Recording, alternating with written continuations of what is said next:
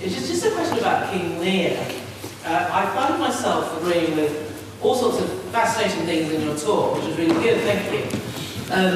But at the end of the play, there are some very worrying verdicts delivered about what's been going on. Like Edgar says about why Edwin is behaving like this, that it was his father's fault, Gloucester's fault, and that the gods are just, and of our pleasant vices have made this kind of instruments to torture. So it seems to be a sort of pagan view of the play. Now, you could say, okay, well, that's not Shakespeare's view, but there don't seem to be any contrary voices to that I can hear in the play.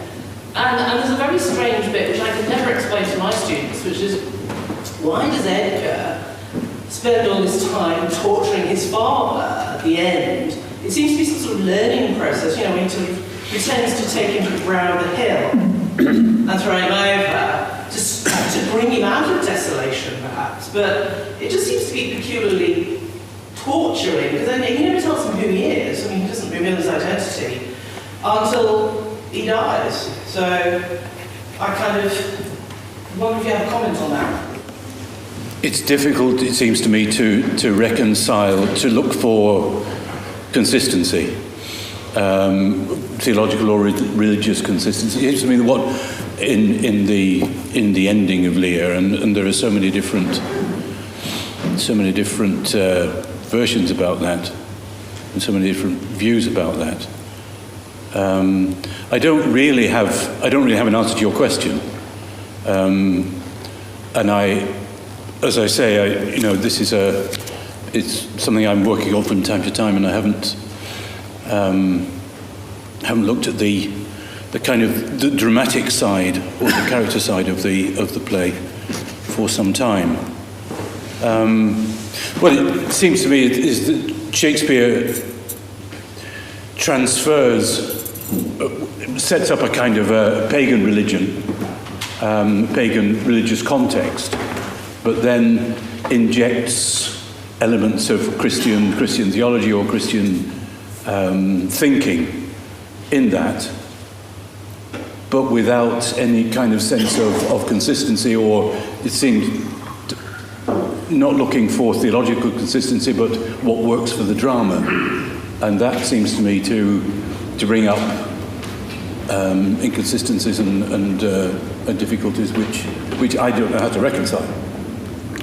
So really, I don't have an answer. The real strength, it seems to me, at the end of that play is compassion and is pity.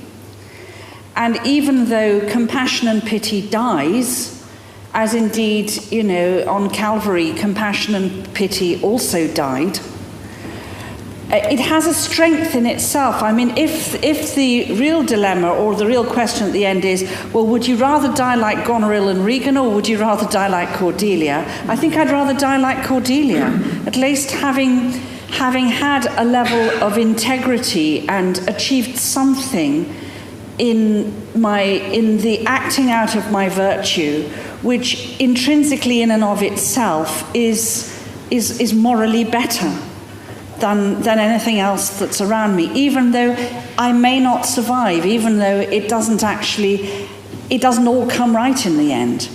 And it seems to me that the finding of God in all things, among other things, is to say, finding God in all things is not just about, making everything nice, because life isn't always nice, and things don't always survive. I mean, the fact is, Mary Ward died during the English Civil War with her entire life's work in ruins.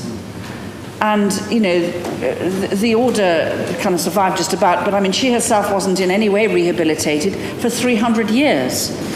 But there was a value in what she did and what she was that completely overwhelms the stupidity of the people who were in charge of the church at the time. And maybe Etty Hillesum. Who remembers who killed Etty? Nobody. Nobody knows who they were.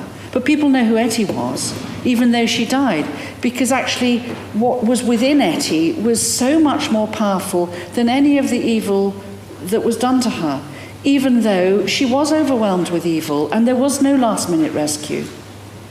And it seems to me that, Albert Camus, in his work about Sisyphus, says at the end, "Il faut imaginer Sisyphe heureux." We've got to imagine that Sisyphus was happy. Well, that's existentialism for you.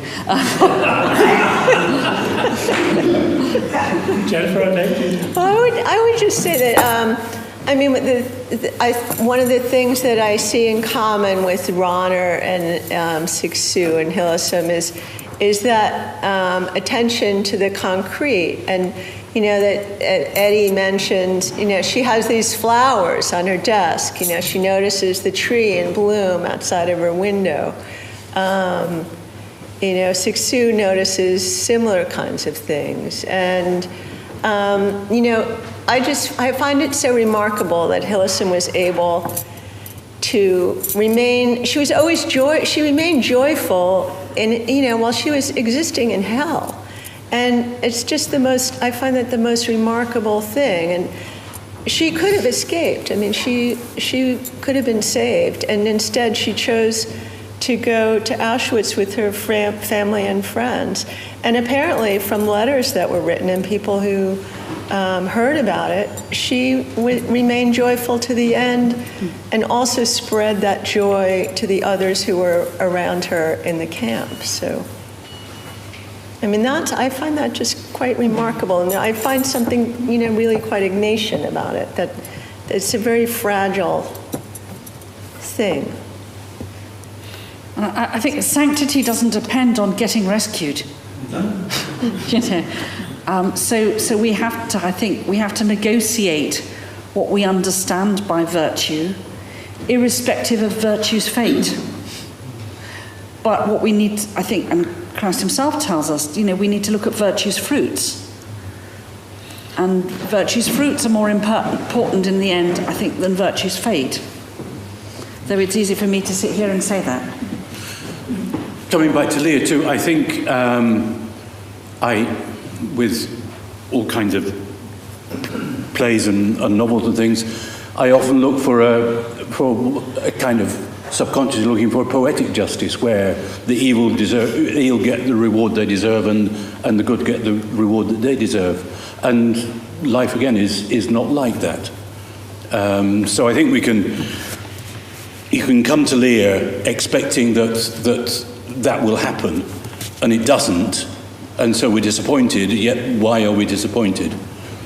Because it's a tragedy, and that's how tragedies are.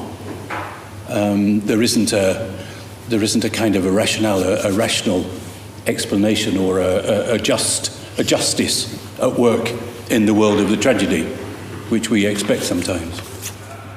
Just from what you just said there, it's very fragile.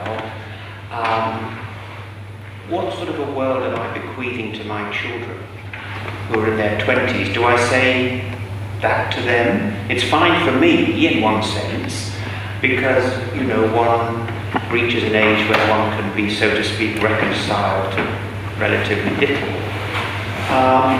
But what sort of hope are we giving, if that's what it's about, to the next generation or my grandchildren's generation? Is that it? Is that our bequest? And is that enough? I find that a very difficult question. I mean, it's something I think about often. Well, because I have a daughter who's in her 30s, and the students that I teach, I worry about what the future will be for them.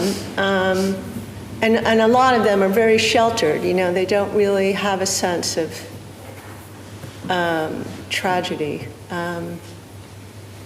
But on the other hand, I do see a lot of hopeful things among the young people. A lot of political activism that's also very creative, a lot of interesting sort of political theater and artwork that's done, and even in the new kinds of media on Twitter, with the games that they create.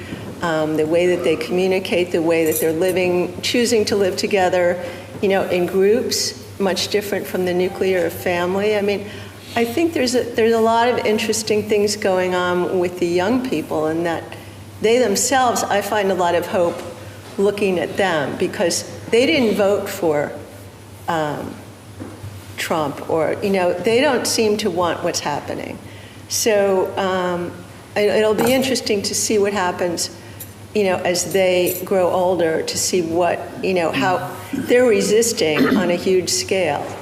I don't know how much it shows, how much it's covered in the news, but every single day there's huge protests and all kinds of conversations going on. So I find, the youth themselves to be hopeful, signs of hope. Not so much a question as a response to the previous question, what hope for the children. But when I was a child in the 50s and 60s, we learned catechism in school. And the catechism had a question: why is there a need for a general judgment? And the answer was, there is need for a general judgment so that the providence of God, which in this world allows the wicked to prosper and the innocent to suffer, may be revealed to all men and women. There's an essay in an early collection of his about where do you find the spirit, and he gives a number of instances where he says that this is where we experience the spirit, and all of them are instances of brokenness. Yeah. They're all instances of failure and brokenness, and he talks about the man whose moral calculus, moral balance sheet doesn't add up. He can't make it balance. Someone who can't, they're all images of brokenness. He says that's where you find the spirit.